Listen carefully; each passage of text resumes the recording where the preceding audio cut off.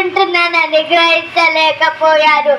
తప్పు చేశాను, నన్ను క్షమించండి.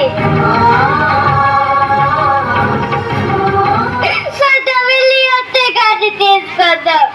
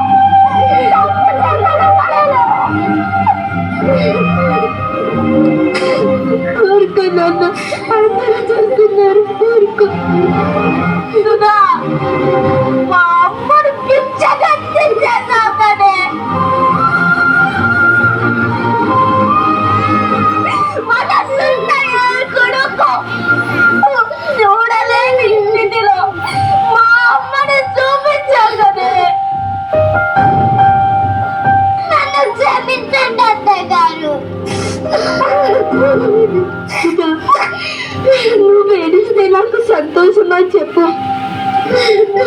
ఎలా అనుకున్నావే? ఏ తల్లిదండ్రులైనా తన బిడ్డల జీవితాలు బాగుపడాలని కోరుకుంటాం, అంతేగాని రోగాలు రావాలని, వచ్చిన రోగాలకు బిడ్డల జీవితాలు బలి పెట్టాలని అనుకో. మీరు పోతే మా జీవితం బాగుపడుతుంది అనుకున్నాను, కానీ ఇలా సంతోషంగా ఉన్న జీవితాన్ని నాశనం చేసుకుంటున్నానని తెలుసుకోలేకపోయాను. తప్పు చేశాను, నన్ను క్షమించండి అత్తయ్య గారు.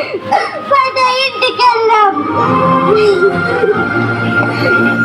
అమ్మను మించి దైవం ఉన్నదా? ఆత్మను మించి అర్థం ఉన్నదా? కళ్ళ ముందు బిడ్డకు చందమామను చూపిస్తూ గోరుముద్దలు తినిపించి జోలపాడి నిద్రపుచ్చే తల్లిని చూసిన వాడు ఎవడైనా కన్న తల్లిదండ్రులను నడివీధుల పాలు చేయలేడు.